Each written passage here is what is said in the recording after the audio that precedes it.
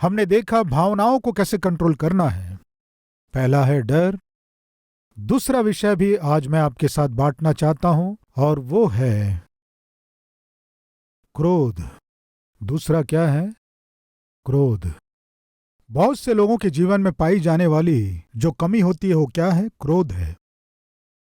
क्रोध को इंग्लिश में क्या कहते हैं? ANGER, ठीक है ना? एंगर। एंगर, इसे ऐसे ही रखिए। डेंजर का स्पेलिंग बताइए। DANGER, danger. एक अक्षर के बदल जाने से वह डेंजर हो जाता है। क्रोध जो है खतरा है।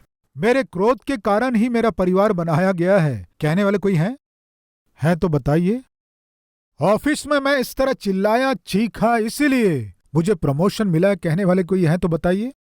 क्रोध के कारण, गुस्से के कारण, आवेश के कारण जो नुकसान उठाए हैं, जो परिवार को खो दिए, जो अपने घर को बर्बाद कर दिए, जो नौकरी को खो दिए, मित्रों के साथ की अच्छी मित्रता को जो खो दिए, रिश्तेदारों के अच्छे संबंध को खो दिए, बहुत से लोग हैं। भजन 37 उसके 8 में हम देखते हैं, क्रोध से परे रहे और जलजलाहट को छोड़ दे। और याकूब 1:20 में, मनुष्य का क्रोध परमेश्वर के धर्म का निर्वाह नहीं कर सकता। असली में क्रोध का प्रदर्शन कौन करता है जानना चाहते हैं?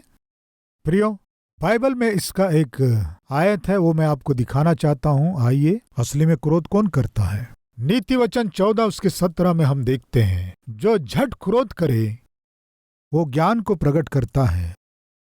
आपके बाइबल में ऐसा ही है तो अंडरलाइन कीजिए। क्या है आपके बाइबल में? जो झट क्रोध करे वह मूढ़ता का काम भी करेगा। मूढ़ता और मूर्खता ये दोनों पर्यायवाची शब्द हैं। मूढ़ व्यक्ति, इसे अंग्रेजी में क्या कहते हैं? फूल, फुलिश मैन। यानी इसे सिंप्लीफाई करेंगे, जो झट क्रोध करता है, हेलो, वो मूर्ख व्यक्ति है, मूढ़ है। दूसरा, क्रोध प्रकट करने के द्वारा परिवार बनाए जाते हैं या क्या होते हैं, देखेंगे। आइए, नीति वचन 15 उसका 18। क्रोधी पुरुष क्या करता है? झगड़ा मचाता है। झगड़े का कारण बताइए, झगड़ों का कारण बताइए, लड़ाइयों का कारण बताइए। क्रोध है। आज आपके जीवन में बहुत नुकसान उठाए, उस नुकसान उठाने का कारण जानते हैं? बहुत सी कीमती चीजों को खो दिए। क्या खोते हैं? अच्छे नाम को खो देते हैं, अच्छी गवाही को खो देते हैं, अच्छे संबंधों को खो दिए, अच्छी कमाई को खो दिए। इन सब को खोने का कारण जानते हैं आप? क्रोध है। शैतान बहुत ही चालाक है। आपके पास जो बहुमूल्य चीजें हैं उन्हें छीनने के लिए क्या करता है जानते हैं? आप में आग लगा देता है। आपको समझ में आए बताता हूं। अफ्रीका में ऊंचे नारियल के पेड़ होते हैं। उतने ऊंचे पेड़ पर चढ़कर नारियल तोड़ना बहुत मुश्किल होता है। लेकिन उन्हीं अफ्रीका के प्रांतों में बंदर बहुत होते हैं। वो बंदर नारियल के पेड़ पर चढ़ते हैं, इसमें से उसमें, उसमें से इसमें छलांग लगाते हैं। हम उतने ऊंचे पेड़ पर चढ़कर खतरा उठाने से अच्छा है ये लोग क्या करते हैं? इन नारियलों को कैसे तोड़ना है सोचने वाले ये लोग क्या करते हैं जानते हैं? उस पेड़ के ऊपर जो बंदर है उसकी ओर पत्थर फेंकते हैं। उनके ऊपर पत्थर फेंकने से वे स्थिर रहेंगे क्या? क्यों तुम हमारे ऊपर पत्थर फेंक रहे हो? हमारे पास कुछ नहीं है सोच रहे हो क्या? ये सोचकर वो बंदर क्या करते हैं? पेड़ में उनके सामने क्या दिखाई देता है उनको? नारियल दिखाई देते हैं। अभी बताते हैं तुमको, कहकर एक एक बंदर नारियल तोड़कर इनके ऊपर फेंकते हैं। ये लोग बाजू हट जाते हैं। ये लोग एक पत्थर फेंकने से वे 10 नारियल तोड़कर फेंकते हैं। ये लोग फिर एक पत्थर फेंकते हैं, वे और 10 फेंकते हैं। ये पेड़ से उस पेड़ में जाते हैं, वहां जाकर पत्थर फेंकते हैं। क्यों वहां जाकर पत्थर फेंक रहे हो? रुको, आ रहे हैं कहकर दूसरे पेड़ में आकर। आपको क्या समझ में आया बताइए? ये लोग तो पत्थर फेंक रहे हैं और वे बंदर बहुमूल्य नारियल फेंक रहे हैं। शैतान आपके जीवन के बहुमूल्य चीजों को आप खो दो, आप दूर कर लो। वो क्या करता है जानते हैं? आपके हाथ में कुछ पत्थरों को रखता है और उनमें से एक है क्रोध रूपी पत्थर, आवेश रूपी पत्थर, जलजलाहट रूपी पत्थर। इन्हें हाथ में रखता है। इन पत्थरों को हाथ में रखने से क्या होता है? आप पत्थर फेंकते हैं, क्या खोते हैं जानते हैं? शांति को खो देते हैं, पत्नी के साथ के मेल को खो देते हैं, आप अपने हृदय की शांति को खो देते हैं, अपने मुंह के पवित्रता को खो देते हैं, घर के आसपास के लोगों के बीच जो आदर है उसे खोते हैं, अपने जान पहचान को खोते हैं, अपनी पदवी को खोते हैं। ये सब आपके जीवन में क्यों हो रहे हैं जानते हैं? इमोशन, क्योंकि आप क्रोध को कंट्रोल नहीं कर पाते हैं। इसलिए बाइबल बताती है क्रोध से परे रहे, जलजलाहट को छोड़ दे। जो झट क्रोध करता है वह मूर्ख है। ये मूढ़ लोगों के लक्षण हैं। आज हमारे बीच में किसी का झट क्रोध करने का स्वभाव है तो पति पत्नी माता पिता क्रोध को कंट्रोल करना सीखिए। कई बार क्रोध से जो निकम्मे काम आप करते हैं वे आपके जीवन में ना मिटने वाले कष्ट को ले आते हैं। प्रिय, एक व्यक्ति बहुत जल्दी क्रोधित होता था। कब से कार खरीदना है, सफेद कार खरीदना है सोचकर, सपने देखकर, मेहनत करके अंत में कार खरीद लिया और उस कार को स्वयं वो ही साफ करता था, बहुत ही अच्छे से रखता था। जब पिता कार को साफ करता था, बेटा पिता की सहायता करता था, मग ला के देना या बकेट में पानी डालना, इस तरह सहायता करता था। वो पिता उस कार से बहुत प्रेम किया। क्लीन करते समय पुत्र ने क्या किया जानते हैं? एक पेंसिल लेकर कार के ऊपर कुछ लकीरें खींचने लगा। इसे पिता ने देखा। पुत्र कार के किसी कोने में लकीर खींच रहा था तो कह सकता है ना, बेटे इस तरह लकीर नहीं खींचना है, कह सकता है ना, इस तरह करना गलत है, कह सकता था ना, तुम क्या लकीरें खींच रहे हो जाकर देख सकता है ना। पहले ही वो क्रोधी व्यक्ति था। जब वो लड़का लकीरें खींच रहा था, वो कुछ काम कर रहा था, चक्का बदल रहा था, उसके पास में ही एक लोहे का रॉड पड़ा हुआ था। हे, क्या कर रहे हो तुम, कहकर उस रॉड को उठाकर फेंक कर मारा। वो रॉड जाकर उसके माथे में लग गया। वो बेटा वहीं गिर गया। कोई हिलना नहीं ढुलना नहीं। क्या बात है, ये गिर गया है। जाकर देखने से प्रियो कोई हिलना डुलना नहीं था। फिर भागते हुए उसे हॉस्पिटल लेकर गया। डॉक्टर के पास ले जाकर, सर मेरे बेटे को देखिए, सिर में चोट लगी है। उसे अंदर ले जाकर वे पूछा आखिर हुआ क्या था? कुछ नहीं जी, वो कुछ कर रहा था, मेरे को गुस्सा आया, मैं लोहे का रॉड फेंक कर मारा और इसे लग गया। अरे दुष्ट, ये क्या किया तुमने? उसके बाद डॉक्टरों ने उसका इलाज करना शुरू किए। मेरा पुत्र जीवित रहना है, जीवित रहना है। इस तरह वो बहुत से देवताओं से प्रार्थना किया। डॉक्टर साहब बाहर आया। सर मेरा बेटा कैसा है? कैसा है क्या? कब का मर चुका है। ये क्या हो गया है? तुम्हारे मार को और क्रोध को सह ना पाकर अब कभी तुमसे मार नहीं खाना है, ये सोचकर तुम्हारा बेटा ऊपर चला गया। इस बात को सुनते सुनते ही वो अपना संतुलन खो दिया और कुछ दिनों के बाद वह उसी शहर में पागल होकर भीख मांगने लगा। प्रियो, यह एक सत्य घटना है। वो पागल होने से पहले पुत्र को खोने के बाद उसे क्या लगा जानते हैं? मैंने अपने पुत्र से अपने कार को अधिक प्रेम किया, मुझे इस तरह कार से प्रेम नहीं करना था सोचकर पुत्र मर गया है इस दुख से। मैंने पुत्र से अधिक अपनी कार से प्रेम किया, ये सोचकर कार को लात मारने लगा। मारते मारते मेरा पुत्र लकीरें खींचा था ना, आखिर कैसी लकीरें खींचा, ये सोचकर वहां जाकर देखने से पुत्र वहां कुछ लिखा। क्या लिखा जानते हैं? आई लव यू डैडी, इस तरह लिखा था, आई लव यू डैडी। पुत्र ऐसे ही कुछ लकीरें नहीं खींचा, अपने प्रेम को व्यक्त किया। इस मूर्ख को क्या समझ में आएगा? इस क्रोधी को क्या समझ में आएगा? प्यार, मोहब्बत, अनुराग। जब उसने उसे पढ़ा, छाती पीटने लगा। उसी समय से पागल हो गया। पुत्र के प्रेम को ही मैं ना समझकर अपने पुत्र का प्राण में ले लिया। इस दुख से वो पागल हो गया। प्रिय भाई और बहनों, कृपया सुनिए, क्रोध को प्रकट करने वाले, गुस्से को प्रकट करने वाले, जलजलाहट को प्रकट करने वाले सामान्य रूप से, सहज रूप से वास्तविकता को समझ नहीं पाते हैं। बार बार हाथ चलाने वाला पति, बार बार मुंह चलाने वाली पत्नी, बार बार लात उठाने वाले लोग, सुनिए, निकम्मी चीजों के कारण आप अपने बहुमूल्य चीजों को खो रहे हैं। इमोशंस में क्रोध भी एक है। क्रोध यदि आपके अधीन नहीं रहेगा तो प्रिय भाई और बहन, परिस्थिति हाथ से निकल जाएंगे। आप अपने जीवन में जिसे कभी नहीं सोचा, जिसकी कभी भी कल्पना नहीं किए, ऐसे तीव्र नुकसान को आप मोल लेंगे।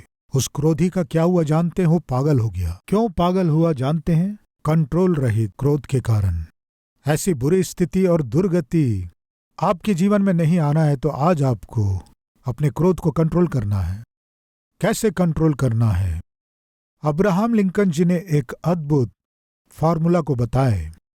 कोई आकर कहे कि आपके विरोध में फलाना व्यक्ति बोल रहा है, हमारे ऑफिस में फलाना व्यक्ति आपके विषय में गलत कमेंट किया, मेरे विषय में गलत कमेंट किया, क्या सोच रहा है वो? मैं इस देश पर शासन करने वाला प्रेसिडेंट हूं, मेरे विरोध में कमेंट किया है, उसे बुलाओ।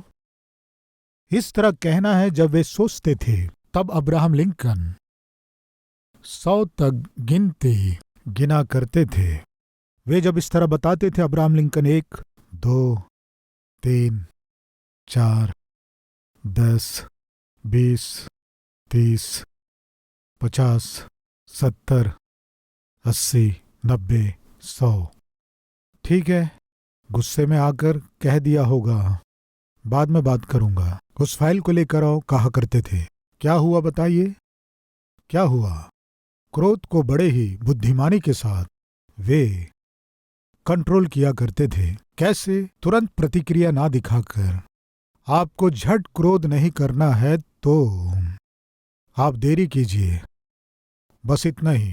प्रिय भाई और बहनों, क्रोध को कंट्रोल में रखिए। वो कैसे, किसे, किस तरह से भयानक खतरों में खींचकर ले जाएगा नहीं जान सकते। मैंने बताया था ना, वे लोग पत्थर फेंका करते थे और वे बंदर नारियल को फेंकते थे। शैतान का काम यही है, आपके अद्भुत आत्मिकता को, आपके जीवन की शांति को, आपके जीवन के आनंद को, लोगों के साथ मेल मिलाप को, परमेश्वर के साथ के मेल मिलाप को, गवाही को, सेवा को नाश करने के लिए शैतान कई बार आपके ऊपर पत्थर फेंकेगा। इस तरह पत्थर फेंकने पर आपके जीवन के बहुमूल्य चीजों को खोएंगे, क्रोध को प्रकट करके या बुद्धिमानी के साथ खामोश रहकर सहते हुए आगे बढ़ेंगे। आपकी मर्जी। एक दिन अब्राहम लिंकन जी के पास उनका सचिव आया। वो मुझे ऐसा कहेगा क्या?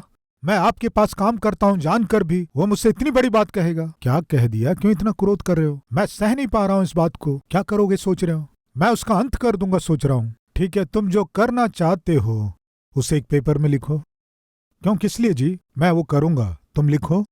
एक पेपर ले लिया, मैं तुझे ऐसा कर दूंगा, वैसा कर दूंगा, तुझे देख लूंगा, तेरा नामो निशान मिटा दूंगा, मैं तेरे घर को मैं बर्बाद कर दूंगा। सब कुछ लिख लिख कर पेपर बदलता गया, बदलता गया, बदलता गया।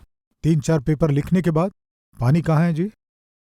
पानी लिया, पानी पीने के बाद साइन कर दिया। अब्राहम लिंकन ने पूछा, अभी कैसा लग रहा है? हाँ, बहुत अच्छा लग रहा है। कैसा लग रहा? कह रहा है बहुत ही अच्छा लग रहा है। उसके ऊपर का क्रोध सब उतार दिया ना मैं पेपर में, सब उतार दिया। क्या करोगे इस पेपर को? सोच रहा हूं तुम अपना सारा क्रोध उस पेपर के ऊपर उगल दिए हो ना, अभी यहां नहीं है ना। पेपर को रखकर क्या करोगे? फाड़ दो। Best idea. उसे लिया, फाड़ कर फेंक दिया। क्या करने जा रहे हो? मैं अपना काम करने जा रहा हूं। चुपचाप चला गया। आपके पति पर गुस्सा है तो गालियां मत देना, लिखिए। आपकी पत्नी पर गुस्सा है तो सारे गुस्से को लिख देना, सब उतार देना, उसके बाद फाड़ देना। शांति से जीना, इमोशंस को कंट्रोल में रखना। वो डर हो सकता है, वो क्रोध हो सकता है। और तीसरा, हमारे इमोशन में से एक क्या है जानते हैं? दोष लगाना, दुश्मनी करना। ये दुश्मनी करना, दोष लगाना, द्वेष करना, नफरत करना, ये सब इमोशन है। दुश्मनी करना एक इमोशन है, ईर्ष्या भी एक इमोशन है। कोई अच्छे कपड़े पहनने से आप देख नहीं सकते, ये इमोशन है। कोई परीक्षा में प्रथम आ गया तो सह नहीं सकते, इमोशन। किसी को प्रमोशन मिल गया तो सह नहीं सकते, इमोशन। कोई अपने जीवन में सफलता पाकर आपसे अच्छे स्थान में पहुंच गए तो, आपसे अच्छे पोजीशन में पहुंच गए तो आप सह नहीं सकते, इमोशन। क्यों ऐसे हो रहा आपके जीवन में? कोई उन्नति करने से आप सह नहीं सकते। कोई कार खरीद लिए तो आप सह नहीं सकते। कोई मकान खरीद लेने से आप सह नहीं सकते। कोई ऊपर आने से आप सह नहीं सकते। कोई उन्नति करने से आप सह नहीं सकते। कारण क्या है? आप में कोई कमी है।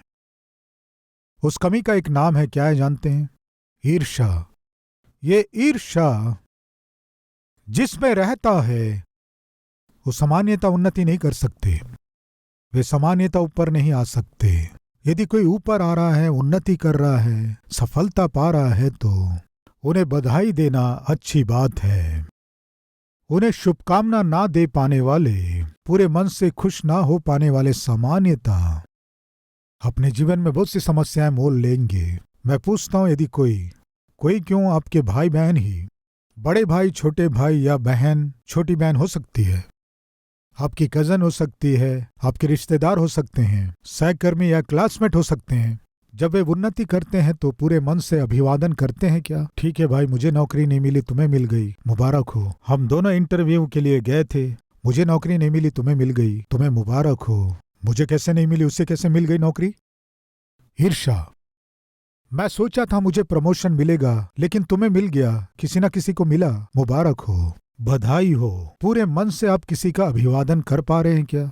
उनकी उन्नति को देखकर या फिर अंदर ही अंदर द्वेष को बढ़ा रहे हैं, क्रोध को बढ़ा रहे हैं। ऊपर से मुबारक हो कह रहे हो, लेकिन अंदर से दुश्मनी बढ़ रहा है, क्रोध बढ़ रहा है, द्वेष बढ़ रहा है।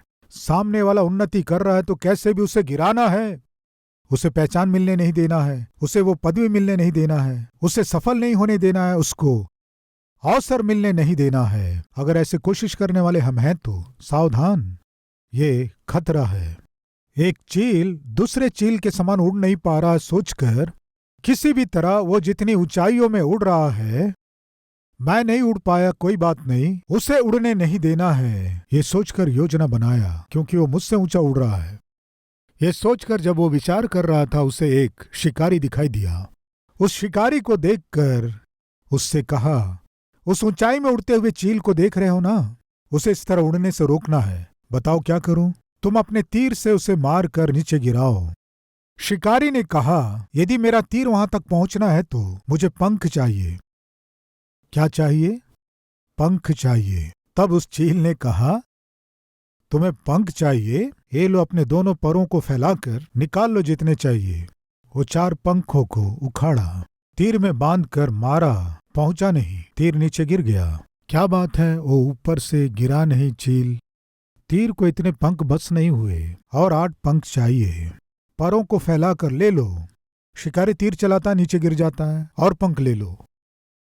प्रियो, क्या हुआ जानते हैं? इसके परों में जितने भी पंख थे सब उखाड़ लिया, सबको निकाल कर अपने बैग में रख लिया। क्या हुआ? सारे पंखों को बैग में रख लिए। क्या बात है? उसे नीचे गिराना है ना, उसे नीचे गिराने की आवश्यकता मुझे क्यों है? दोपहर के भोजन के लिए तुम हो ना। प्रिय उसे ही पकड़ कर ले गया। ईर्ष्या से क्या हुआ? किसी और को गिराने की कोशिश करके अंत में स्वयं नाश हो गया। आज हमारे बीच कोई है क्या? ईर्ष्या, द्वेष, शत्रुता, ये इमोशंस हम में से किसी को है क्या? सावधान। दाऊद जब गोलियत को मार कर लौट कर आ रहा था, वहां जो लोग थे उनमें से कुछ लोगों ने गीत गाया। क्या है जानते हैं? शाऊल ने तो हजारों को मारा, परंतु दाऊद ने लाखों को मारा हो। इस तरह जब गीत गा रहे थे, शाऊल दाऊद को इस तरह देखा। उस दिन से शाऊल दाऊद की ताक में था। क्या बात है, सब तुम्हारी तारीफ कर रहे हैं। क्या बात है, सब तुम्हें पसंद कर रहे हैं, मुझसे अधिक तुम्हारी प्रशंसा कर रहे हैं। मैं तुम्हें देख लूंगा, तुम्हारा अंत कर दूंगा। ईर्ष्या। प्रियो, क्या हुआ? दाऊद दिन प्रतिदिन उन्नति करता गया। जो ईर्ष्या और द्वेष से भरा हुआ था, वो शाऊल दिन प्रतिदिन नीचे गिरता गया। और एक समय आया कि परमेश्वर छोड़ दिया शाऊल को, शमूएल ने भी छोड़ दिया शाऊल को, और दाऊद ने भी छोड़ दिया शाऊल को। फिर क्या हुआ? अकेले युद्ध में जाकर युद्ध में हार गया। उसके पास जो था उसे खो दिया, अपने मुकुट को खो दिया, कीर्ति को खो दिया, अपने पुत्रों को भी खो दिया, आत्महत्या करके मर गया। युद्ध भूमि में अपने आप को मार लिया। कौन? शाऊल, जो अपनी ईर्ष्या को कंट्रोल में नहीं रख पाया। आज हमारे बीच कोई है क्या ईर्ष्या से सफर होने वाले? यदि कोई आपसे सुंदर हो, यदि कोई आपसे अच्छे वस्त्र पहने, यदि कोई आपसे अधिक उन्नति करे, या अच्छा नाम कमा रहा हो, देखकर सह ना पा रहे हो, या सेवा कर रहे हो, या उनकी कलीसिया हो, या कलीसियाओं की स्थापना करने से आप देखकर सह नहीं पा रहे हैं, ईर्ष्या कर रहे हैं, सावधान, वो ईर्ष्या आपको ही नाश कर देगा। ईर्ष्या, द्वेष, दुश्मनी करना, ये सोचना कि दूसरे की हानि करना है, ये सभी आपके जीवन में नुकसान लेकर आएंगे, कष्टों को लेकर आएंगे। इन्हें कंट्रोल में रखने से कितना अच्छा होगा। आज ये बहुमूल्य संदेश मेरे जीवन के लिए बहुत ही आशीषदायक हुआ है। मैं विश्वास करता हूँ ये कहने वाले कोई हैं तो मेरे साथ मिलकर प्रार्थना करेंगे क्या?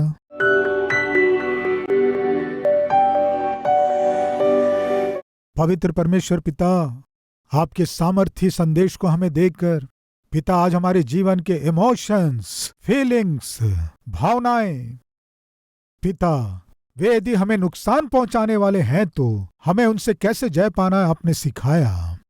क्रोध से परे रह, जलाहट को छोड़ दे। पिता आपने कहा आज हम सुनकर जो अपने क्रोध गुस्से को छोड़कर और आवेश को छोड़कर, जो खतरे का, जो दुर्घटनाओं का, जो अपमान का कारण है, उस क्रोध को छोड़कर शांति से जी सके। पिता हम सब पर आज दया कीजिए। ईर्ष्या, द्वेष, विरोध, पिता इस सब का कारण है हमारा घमंड। जय पा सके अनुग्रह कीजिए। आज जितने लोग इस संदेश को सुनकर अपने सारे बुरे स्वभाव को छोड़कर बहुमूल्य आत्मिक स्वभाव को ग्रहण करके आप जो अद्भुत परमेश्वर हैं, आपके संतान होकर जीना चाहते हैं, उन सब की सहायता कीजिए। यीशु मसीह के नाम से मांगते हैं पिता, आमीन। प्रियो, इस संदेश के द्वारा आप आशीष पाएं तो और भी लोगों को शेयर कीजिए, लाइक कीजिए और एक कमेंट कीजिए। कल फिर से इसी समय मॉर्निंग डिवोशन में मिलेंगे। शलोम।